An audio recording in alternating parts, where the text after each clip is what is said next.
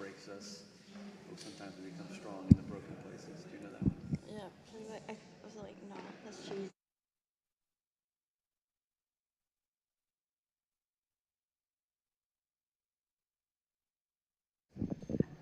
All right.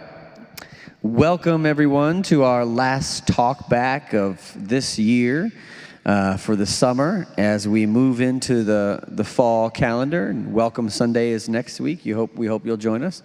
We are excited today to be joined by the Reverend Katie Suddeth, who was our proclaimer for the day and preached a word to us on grace. It was quite a sermon, and we're grateful to you for that word.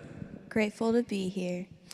One of the things that has been consistent this summer, I've noticed in our talkback process, is that the interviewer tends to ask the question, what was the process that you had going into this sermon? Talk us through how you came to putting this sermon together.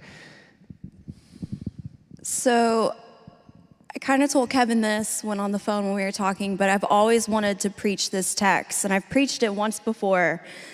But there's so many angles and there's so many themes and so much depth to this one parable, which I mean, all parables have a lot of different things you can go on, but this one particularly to me speaks.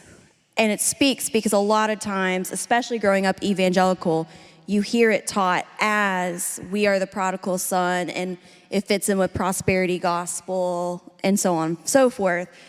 And I think for a lot of us that grew up in the church, not to assume, a lot of times we can be the brother. And I always thought, what is it like to be the brother in this story? I felt like he got a bad rap, when actually there's a lot of things that make me mad in the world, and I'm not sure about forgiving people. And this story and this parable speak a lot to that. And that's why I wanted to explore it. I loved how you used the example of Michael Vick and the vividness and intensity of that in your childhood as someone from Atlanta, and how I kept thinking, don't meet your heroes when I was thinking about you saying that, and how heroes disappoint us and public figures disappoint us.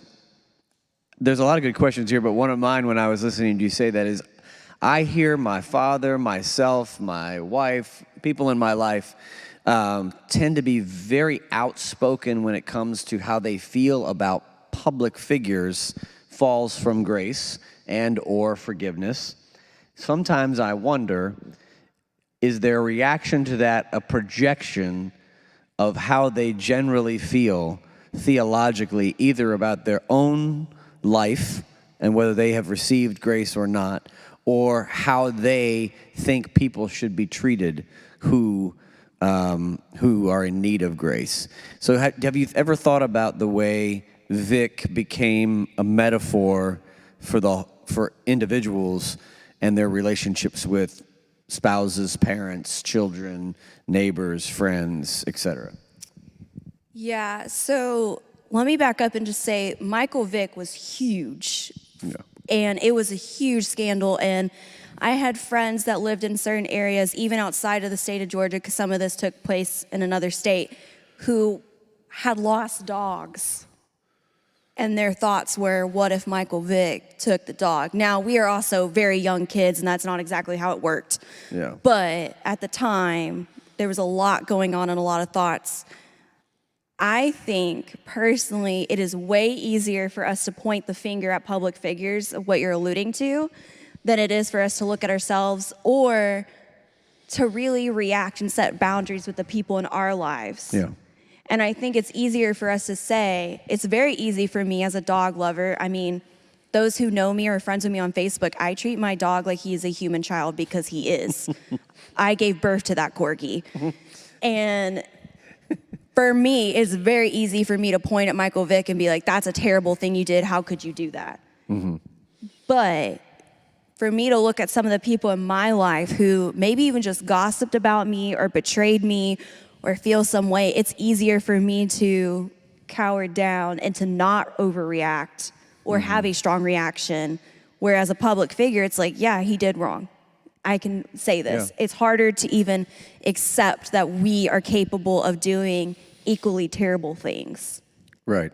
And I think that's part of it too, is the metaphor of it's very easy to be like, you know, the T word said this on the news today. That's a terrible thing to say. I would never say something like that. But then over here, I might hear my friend make a racist joke, and maybe I didn't speak out. Maybe I didn't say something, but it's the same thing that the T word's doing over here. And you're having a strong reaction for this one, but you're not this one. And I think that also creates hypocrisy in us. But it's easier to project and display and let them take the fall. I thought about, mostly because my daughter is in 9th grade and is just finished reading To Kill a Mockingbird. And I thought about that when you were talking about Michael Vick and why people have such a strong reaction to the death of, or the harm caused to innocent and sometimes vulnerable and or defenseless beings like a dog. And I think people's passion is oftentimes very visceral when it comes to the harm towards animals. But I think the point of To Kill a Mockingbird was to use the metaphor of the mockingbird and also the dog that dies in the street, for those of you who remember the book, as a metaphor for the vulnerable individuals who were on trial in that and who were the victims of violence. And so I think sometimes some people will say, well, you love dogs more than you love people, right? And that's an interesting critique, but the reality is the passion and the love of animals is usually a passion for the vulnerable and those who are defenseless. And how do we connect that with children in Gaza? Or pick your major issue out in the world right now. Well, and to go back, not to focus too much on Vic, but race does play into this. Yes. And his trial by the media and his trial by Atlanta, even though the majority of Atlanta is not white, or predominantly not white, his race did play into how harsh it was perceived by especially the adults around me. Not anyone in particular I can name, no one said that outright, but we know how the system works and we know that's true. I think for us, the culture and the system we live in, and this also goes back to my concentration of ecofeminism, we have dehumanized humans so much that it's easier for us to look at a cute corgi and be like, this guy is so innocent and deserves to be protected at all costs, than to look at a child on the news who, I was thinking about when you said this, and I forget which country, so I plead my ignorance on this, but remember when there were those tsunamis going up and the kid washed up on shore?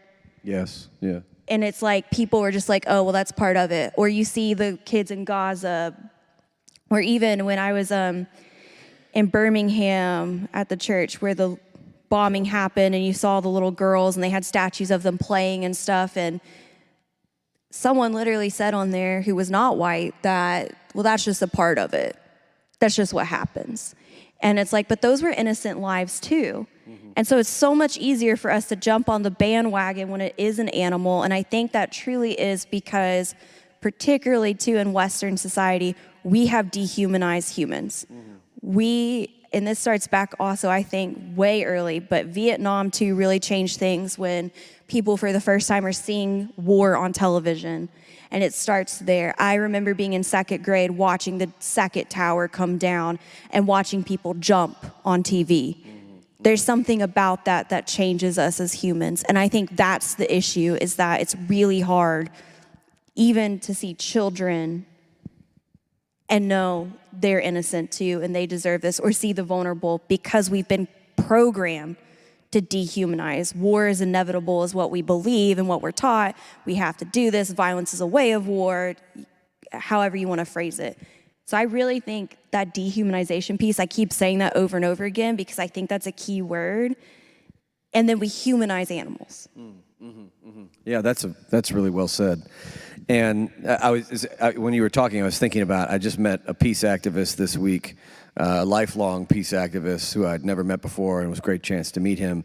But he was telling me how his life changed when he saw the young woman, I can't remember her name now, that was on the front cover of either Time magazine or something after the napalm attacks in Vietnam. And that child has now grown up and become an activist herself and spoken about what it was like to be on the front cover. And those of you who don't know the image, you can look it up.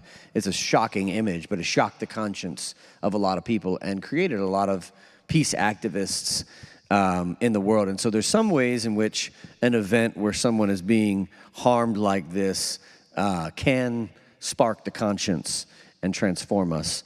But of course, it requires that we have not already dehumanized everyone. So that leads me to this question of dehumanization and dehumanized people and enemies and those who are not enemies. One of the questions is, what enemies do you think this church should embrace and give grace to? This is one from one of our resident difficult question askers in the congregation. He's smiling and laughing over there, in case you want to blame him. I don't know if I should answer this. I'm just kidding. I think our biggest enemy at Myers Park Baptist, and I say this also as a member, so I'm going to own that, I'm a member here, is ourselves. I think that a lot of churches in our situation and in our circumstances have a great way of attending conferences and learning the material and knowing what to say, but do we actually put boots to the ground? Do we put our money where our mouth is? Do we go and do it? And a lot of times this church is really good at doing that, and historically they have been, but there are times when we are not that way. I think another thing, though, that's bigger than that,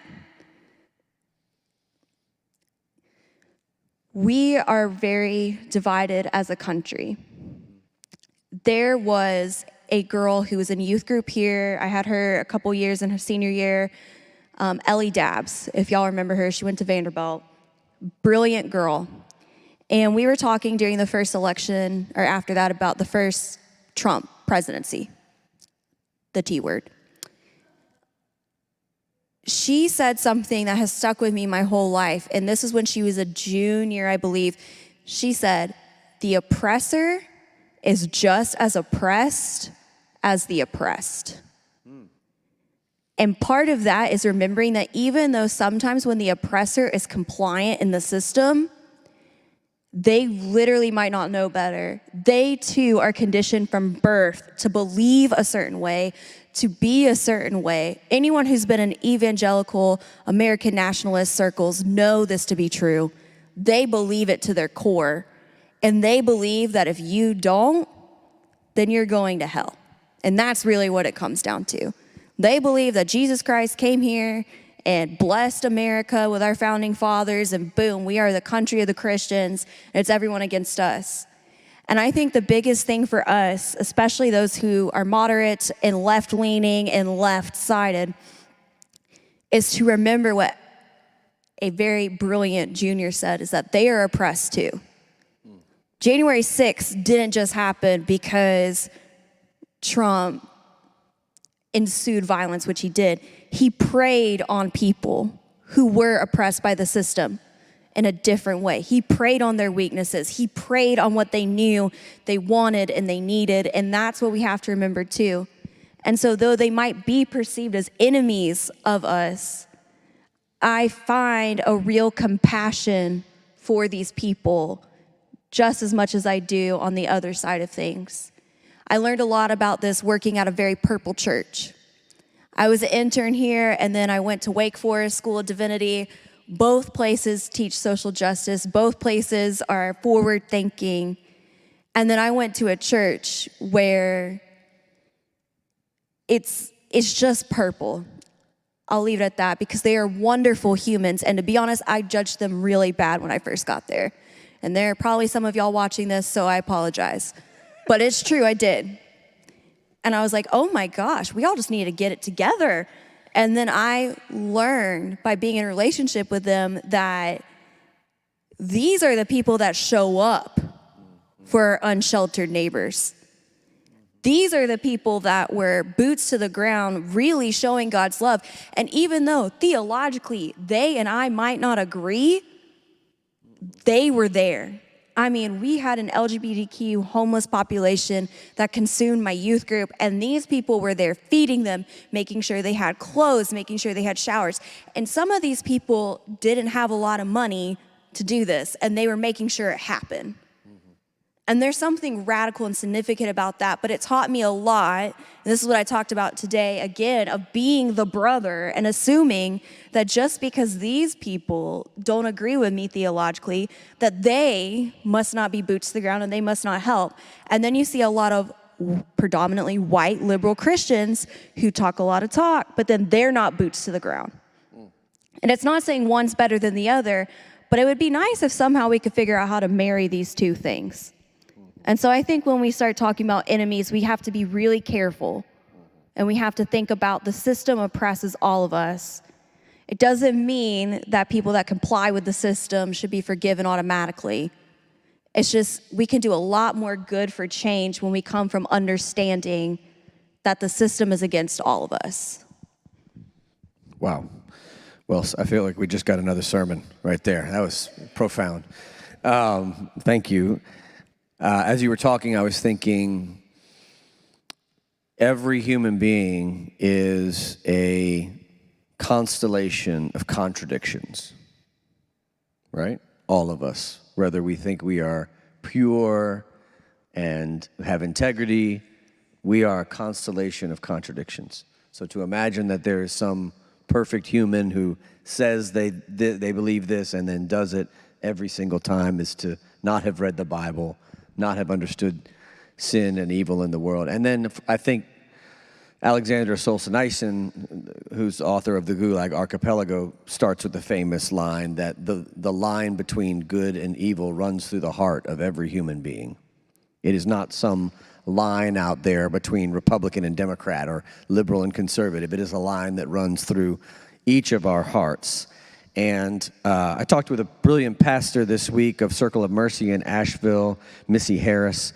And one of the things that she was saying to me is, and this really got to grace, because I talked a lot about grace with her as well. She was saying that folks in towns where manufacturing was the big thing, which tend to be predominantly Americans racialized as white, happen to have been, like other groups before them and after, duped over and over. First, you can tell the story in a lot of ways. First, the industrialist comes in and says, sell us your land, we're gonna mine here coal, and it's gonna make this community rich, and we're gonna give you jobs, and everything's gonna be amazing, so let us buy this land very cheaply. So they buy the land. Well, they exploit all the resources. They give people very low-paying jobs. They don't protect the people from the disasters of it. People start getting sick. People start having lung issues. They can't afford to feed their families, but at least they have a job. So they try to figure that out. They can't unionize. Everything's difficult. Then somebody else comes back in and says, hi, I'm a politician. I know this coal thing has been bad for you. I have a different plan. It's called NAFTA. Vote for me, and we're going to give this employer the opportunity to send these jobs overseas, and we'll free your community from this dependence upon coal. Well, all the jobs go overseas then, and the folks in those small towns that relied on those jobs in coal no longer have anything. So they've been duped again. And then a politician comes a third time and says, guess what? The people who came before me, they stole your land. Then they tricked you into believing in NAFTA. And now I'm here, and I know that you've been hurt, and you've been wounded, and you've been beaten up by politicians who come before me. Vote for me, I'll be your savior. Right? That's where we are now. That's the third stage. But they're going to be duped again. And the thing Missy was saying to me is that every time a group is duped, instead of processing the being tricked and betrayed, which is not their fault, they go to shame. And shame makes it impossible to process the reality of the pain. And it becomes a vicious cycle, because when you can't deal with the shame you have from being duped the first time, it makes you more vulnerable to be duped the second time, because you haven't gotten through the shame. Because you don't want to tell anybody that you were the one that believed that person who came the last time or this current time. And so you fall into shame again. And shame compounds upon shame, compounds upon shame, till you can't look back through all that. You've been duped and shamed so many times that there's no way out. right? It feels like there's no way out because you're in this cycle. So I say all that to say that shame, it feels like shame is one of the main enemies of grace, both for those who have fallen and are in need of grace. Shame is an enemy for them because they sometimes can't walk the path like the son. It takes him starving, right? And realizing that his father's servants are eating better than him for him to walk back. But it takes a long time for him to get so low. And that's shame, right? He's made a bad decision. He's lost all his money. He should have gone back when he lost all his money. But he waited until he was so poor and so destitute, he's starving before walking back. But the brother too, right? It's also shame for the brother, right? Family shame, right? Of not being able to, and also his projection of shame on the brother, right? And so it feels like shame is working in both ways. So talk about how you think shame is related to grace. Well, and another thing too is we don't know for sure that the brother's all innocent, and we know as human nature is, we're never innocent. None of us really. I mean, that could be debatable, but we don't know what the brother's been up to, and so that projection of shame too is interesting because just because he's there and portraying himself as this perfect son, we don't know what the backside of that is. We don't know what the father's seeing that we haven't. He might have a sassy attitude, which honestly, reading the scripture, wouldn't be shocking because he seems to sass his dad right there. He's kind of sassy, yeah. He is sassy. It reminds me of the book Harry Potter. They don't do that in the movie, but in the book, Harry himself is very sassy. And Jesus is pretty sassy, so I'm not shocked. But I think shame is a big part of this when it comes to grace. And I think shame is also what keeps us from accepting and allowing God's love to really change us and cause transformation. I also, Nadia Boswell talks about this since I referenced her already. The interesting thing about the opposite of truth is not bad, the opposite of truth is evil. It's not really Jesus's fight about good versus bad. And that's the part that I find interesting if you look at that with today's text and with shame and with grace. It's not a good versus bad, who's good, who's bad, this is how we're going to decide grace. There's truth and then there's evil. And the truth would be is that grace is available to all of us. The evil thought is the shame that you're undeserving of that grace and that you have done something that causes you to be dehumanized, that causes you to have no value, that you believe that about yourself, or the evil is someone else trying to tell you that. And that is evil. And that's what I think is just interesting. And the way Nadia poses it to me is very interesting to think of it that way because shame is evil. Yeah. And there's a lot that goes into that. I mean, victims of sexual violence feel shame. It takes them a long time, if ever, to come out and tell people about it because of the shame. And if they do come out, it is not guaranteed that they won't be shamed more. And that is evil. But that shame, whatever it might be in our lives, and I think we all feel it, I think in our society it's hard not to. Right. It's hard. If you don't have the new Stanley Cup color and the greatest Instagram filter, at least for my age group, you're going to feel a lot of shame because you don't fit in. And every generation has their own views on that and what that looks like. But I think addressing shame too is one of the hardest things in our life we have to do. And I will say it takes a lot of therapy to do it. Yeah, one of the scholars that I've read a lot says that shame is a useless emotion. And guilt may be a helpful emotion, but it's so tied to shame, sometimes it's better just to say shame is a useless emotion. There are many other emotions that can be more helpful. Conviction, calling, invitation, transformation, change, that are much more powerful emotions to have than an emotion like shame, which really leads us nowhere but to turn in on ourselves and others.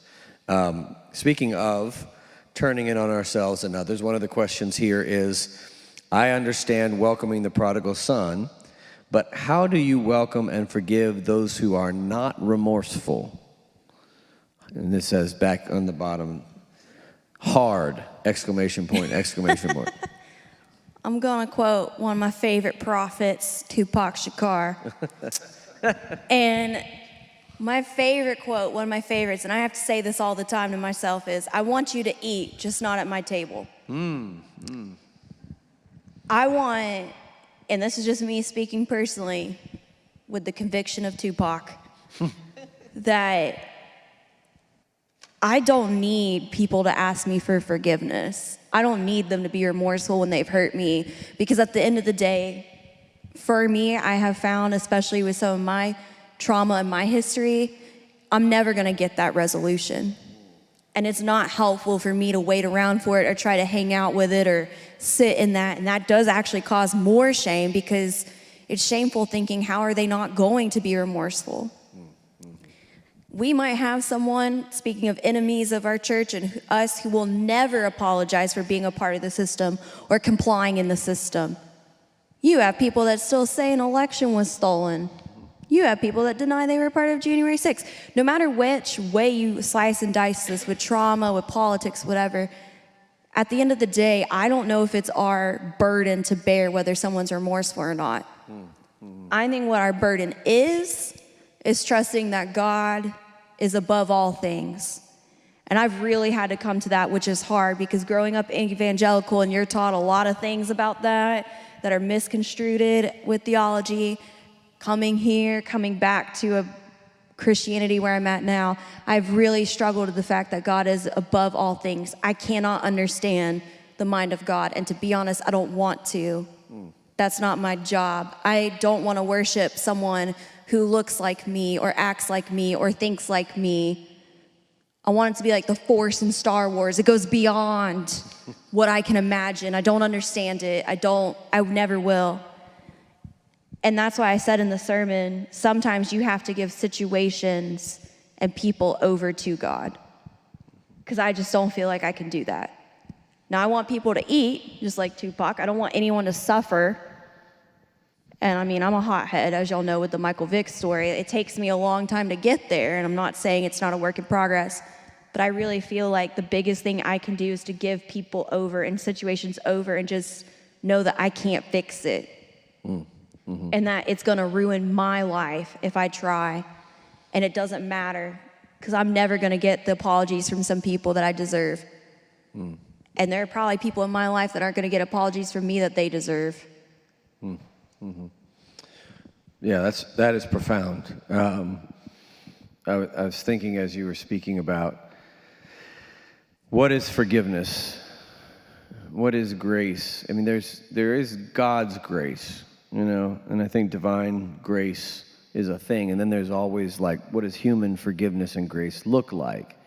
And so, you know, I don't think we would call it grace, and I think this is what you're trying to help us, like, own here. Michael Vick went and did a whole bunch of remorseful stuff, like, whether you believe it or not, right? Jeffrey Dahmer, whether you believe it or not, right, as you mentioned, had conversion, had a crisis of conscience, right? Had something that doesn't make his victims come back to life. It doesn't make those dogs live again. It doesn't change the fate of reality. But there was something that changed. So how do we forgive an unremorseful person that has not done any of that is a very interesting question. I think what you're saying, though, correct me if I'm wrong, and one of the ways I put this is, because I've heard this like a passage from Matthew 5 and others used to tell, you know, women who are the victims of domestic violence and others to go back to their husbands who have hurt them, because they're commanded as Christians to be forgiving and filled with grace. I see that as violence and not grace. So, like, just like you say, I want you to eat, but not at my table. I don't have to forgive. I mean, you can. That's a radical act of grace if you can figure out how to do it. But forgiveness and grace don't, in my opinion, necessarily require allowing the person to do the same thing to you again that they once did before. Yes, I had this. So I had a whole paragraph actually with that quote from Tupac in my sermon. Okay. And I ended up taking it out because what I said was, it's great if Jeffrey Dahmer accepted Christ. I mean, I said it a little more better than this, but I'm not inviting Jeffrey Dahmer to dinner for multiple. I would not. Yeah, that sounds reasons. wise. Yeah. And But it doesn't mean that he couldn't. And we were just discussing before, and I have to go back to my youth group at Colorado Springs, Storytime with Katie. The Netflix special Dahmer, that's done by the American Horror Stories producers and directors, came out on Netflix. Do y'all know what I'm talking about? Mm-hmm. It's a truer reenactment. It's not a true crime doc. It is like a reenactment. I only made it 5 seconds through. And my entire youth group started watching it. And they couldn't stop talking about it. So at some point, I had to put down my lesson that I had worked so hard on. I was so mad. And said, okay, we're gonna talk about this. And they had no idea that Dahmer had had this huge conversion experience. And they were like, well, he was probably lying. He was probably this. It probably wasn't true, da-da-da-da-da. And I was like, no. Let's back it up. And you and I were just talking about this. It doesn't matter if you agree with the theology of the pastor and the nun or Dahmer's theology, because it is a little more conservative than most of us probably in this room would subscribe to. That's not the issue that you need to think about. It's thinking about the fact that the idea that God could extend grace to someone like Jeffrey Dahmer, that is what you need to wrestle with, because that's the kind of God you are saying you follow. Yeah.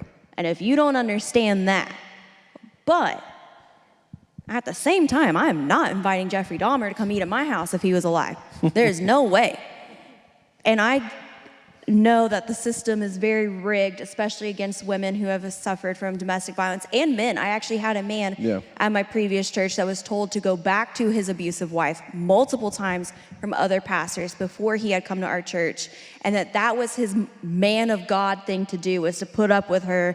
And she's a 5'4" person. How can you not stand up to her? Blah, blah, blah, blah. So it's not just women. I want to throw that out there. It's men too.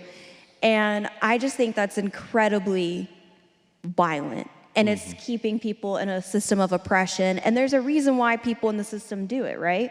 It's control. Yeah. And it's, if I give you permission to leave, then everything I built my system on that protects me is in question.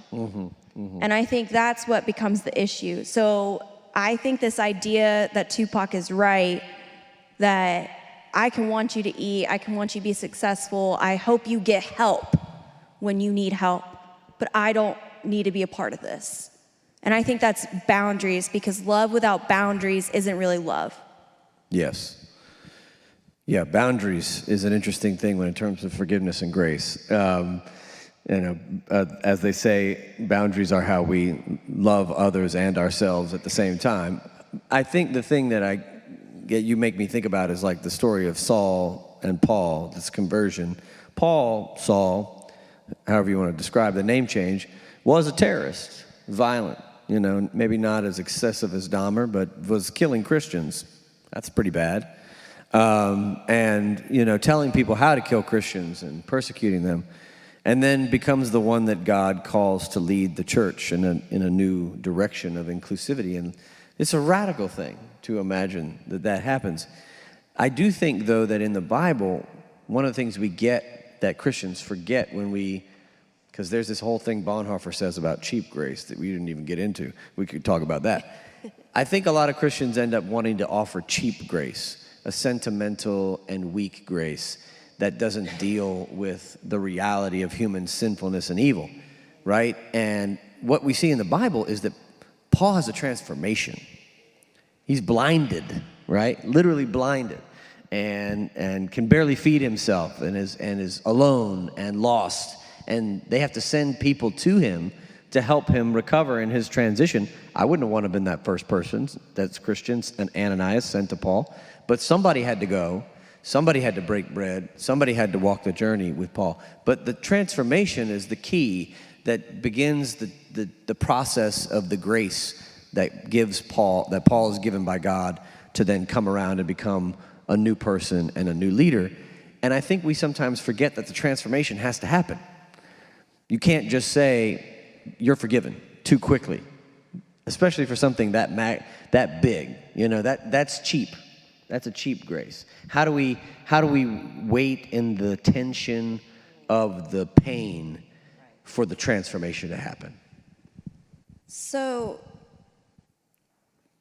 a sensitive topic, but I was at a church where one of our main children's volunteers we found out had a warrant for his arrest in another state for child sexual abuse.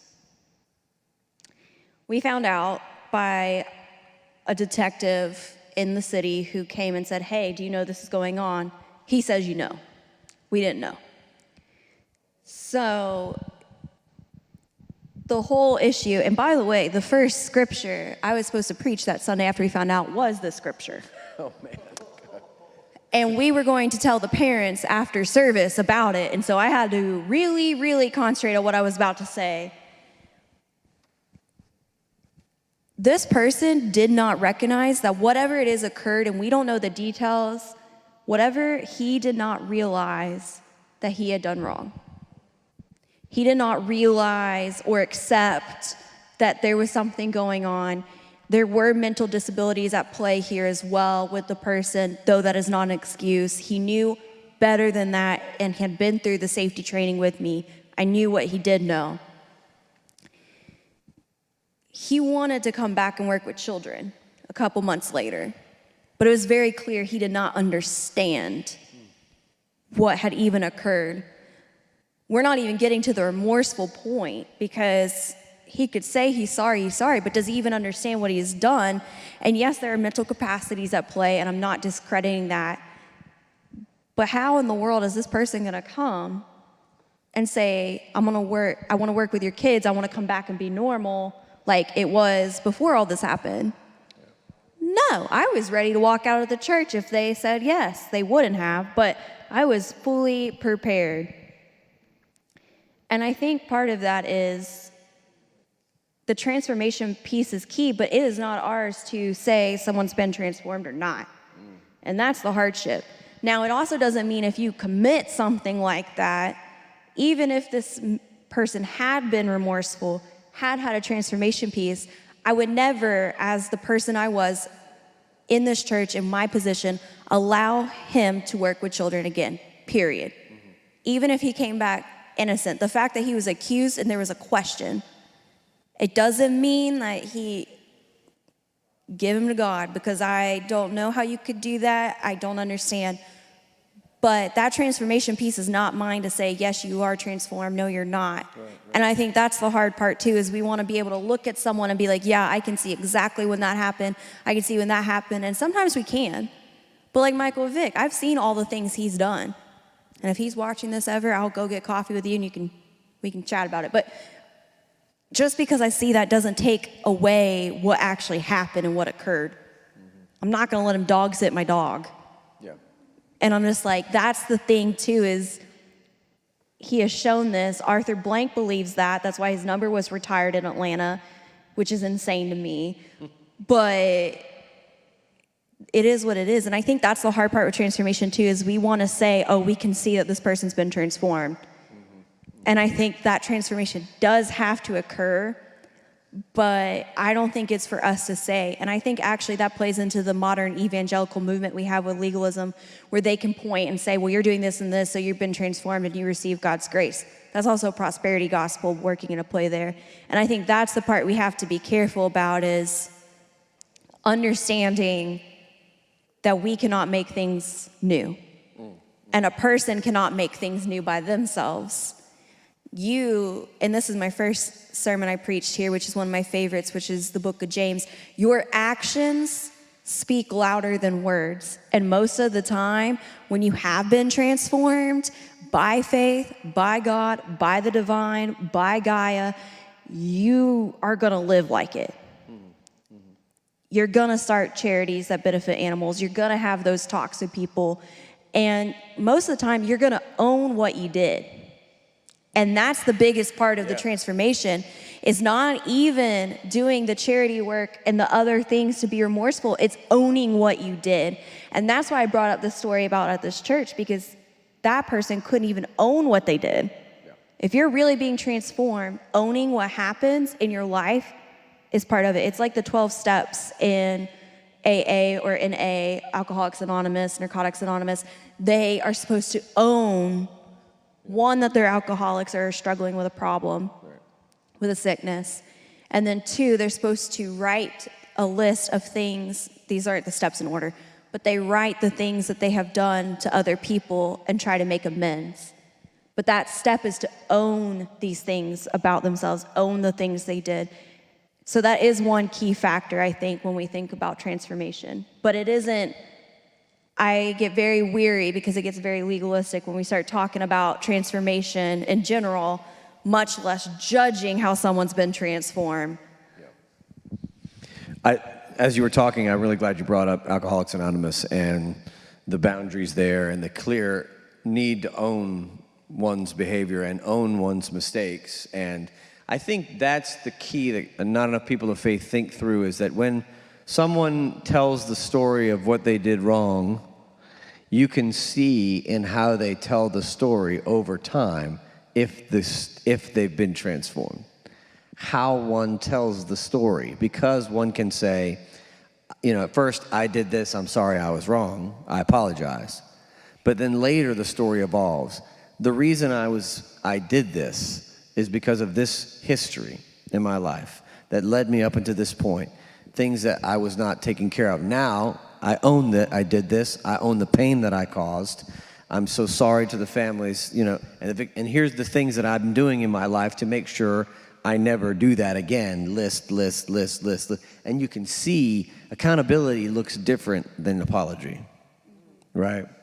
And so people, when you hear it, you can hear in the voice, you can hear in the steps. And someone could still fake that, but it's harder to hear it. But I want to take that and move toward a hopeful note as we end, hopefully, because we've gone to some tough places in this talk back. Thank you for these questions. Folks took us there. I am becoming more and more convinced that human beings, can't actually do the work of change if they are not rooted in grace, first and foremost, or in their own belovedness. So, and you mentioned in the sermon that grace is unlimited, it's not a zero-sum game. Grace is healing, grace is transforming, grace leads to wholeness. So you can take any of the examples we've mentioned today, but I think, how do we hold in tension, I want you to eat but not at my table, which in and of itself is an act of grace, but also grace and boundary. It's grace and truth at the same time, which Jesus said he was coming to bring. Grace and a boundary. I want you to eat but not at my table, with the fact that someone has to be rooted in grace and in their own belovedness to be able to transform. How can you help change if you yourself have not been changed? Mm-hmm. That would be my first thought. The other thing is, you can't pour from an empty cup.